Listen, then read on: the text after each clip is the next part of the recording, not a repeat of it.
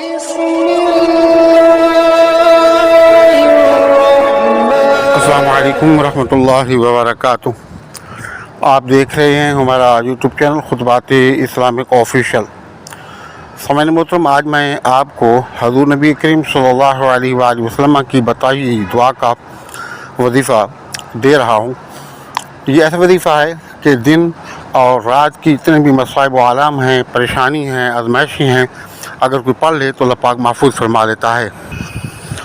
اب دنیا کا نظام چلانے کے لیے اللہ نے دن اور رات کو بنایا۔ دن روشنی کے لیے ہے اور رات جو ہے وہ اندھیرا ہے، وہاں آرام کرنے کے لیے ہے۔ اب دیکھیں، ایک آدمی دن کو بادشاہ ہوتا ہے اور رات ہوتی ہے تو کوئی ایسا مسئلہ آ جائے، ایسی مصیبت اس پر آتی ہے کہ وہ تخت سے تختے تک پہنچ جاتا ہے۔ اسی طرح کوئی آدمی رات کو جب سوتا ہے تو انتہائی مالدار ہوتا ہے، اور لیکن جب صبح اس کی آنکھ کھلتی ہے، دن کی روشنی ہوتی ہے تو وہ فقیر ہوتا ہے۔ اسی طرح کوئی آدمی رات کو صحیح سلامت سوتا ہے، جب صبح اٹھتا ہے تو فالج کا اٹیک ہوتا ہے اور وہ آدمی معذور ہو جاتا ہے۔ یا پھر کوئی آدمی رات کو ٹھیک ہوتا ہے، صبح صبح ٹھیک ہوتا ہے تو رات کو کوئی مصیبت آ جاتی ہے، تو اسے کہا جاتا ہے دن اور رات کی مصیبتیں۔ نبی کریم صلی اللہ علیہ وآلہ وسلم نے ارشاد فرمایا کہ ایک وقت ایسا آئے گا کہ دن کو لوگ جو ہے وہ مومن مسلمان ہوں گے، اور رات کو جب سوئیں گے تو کافر ہوں گے، اور یا پھر رات کو مومن مسلمان ہوں گے اور صبح جب اٹھیں گے تو وہ کافر ہوں گے۔ اس کی وجہ کیا ہے کہ یہ اللہ کی طرف سے عذاب ہے، جو پتہ ہی نہیں ہوتا لوگوں کو، اور کفریہ کلمات بولتے ہیں، داڑھی کا مذاق اڑایا یا زلفوں کا مذاق اڑایا یا کسی بھی دینی معاملات کا مذاق اڑایا، یا عام طور پر جیسے کہ لوگوں میں یہ بات مشہور ہے کہ اگر آپ کسی سے کہیں کہ جی نماز پڑھیں تو وہ کہے کہ ٹکریں مارنے سے کیا ہوتا ہے، تو گویا اس نے نماز کا مذاق اڑایا تو علیہ السلام سے خارج ہو گیا۔ اب اس کے لیے تجدید ایمان اور تجدید نکاح کرنا لازمی ہے۔ اس لیے آپ صلی اللہ علیہ وسلم نے فرمایا کہ بار بار کلمہ پڑھتے رہا کرو اور تجدید ایمان کرتے رہا کرو، کہیں ایسا نہ ہو کہ تمہیں خبر بھی نہ ہو اور تمہاری موت جو ہے کفر پر آ جائے۔ تو یہ تمام مثالیں دینے کا مقصد یہ ہے کہ انسان کی زندگی میں یہ تبدیلیاں آتی ہیں، کچھ رات کی مصیبتیں ہوتی ہیں، کچھ دن کی مصیبتیں ہوتی ہیں، اور اسی طرح دیکھیں کہ آپ تھوڑی دیر پہلے اچھے خاصے خوش و خرم بیٹھے ہوتے ہیں، اور تھوڑی دیر کے بعد آپ دیکھتے ہیں کہ آپ بیمار ہو جاتے ہیں، پریشان ہو جاتے ہیں، کوئی ایسی مصیبت آپ پر آ پڑتی ہے کہ بالکل ہی وہ آپ کو بٹھا کے رکھ دیتی ہے۔ اسی طرح آپ پریشان ہوتے ہیں، نا امید ہوتے ہیں، اور کوئی راستہ آپ کو نظر نہیں آتا، اور اللہ کی طرف سے کوئی ایسا اچانک اہتمام ہوتا ہے کہ وہ تمام پریشانی منٹوں میں ختم ہو جاتی ہے، اور تھوڑی وقت کے اندر آپ کی حالت تبدیل ہو جاتی ہے۔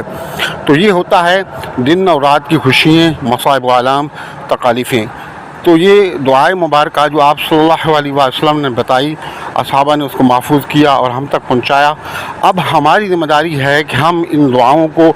آپ صلی اللہ علیہ وسلم کے جو بتائے وظائف ہیں یہ امت تک پہنچائیں۔ اگر ہم نہیں پہنچاتے ہیں تو قال عند اللہ ہم اللہ کے مجرم ہیں، اور نبی کریم صلی اللہ علیہ وسلم کا سامنا بھی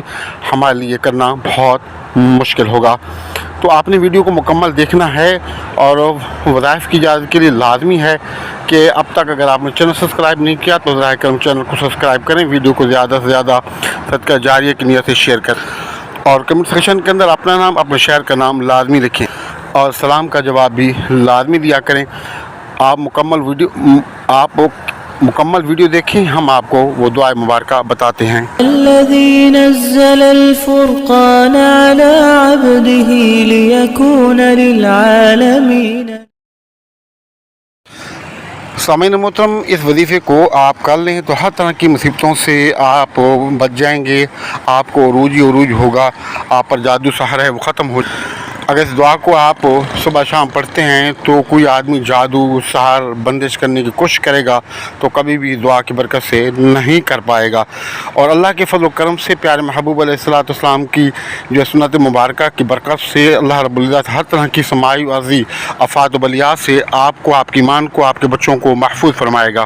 اور جتنے بھی آپ کے رکے ہوئے کام ہیں وہ تمام پورے ہو جائیں گے، اور اللہ پاک آپ کو بے شمار نعمتوں سے، رزق سے آپ کی جھولیوں کو بھر دے گا۔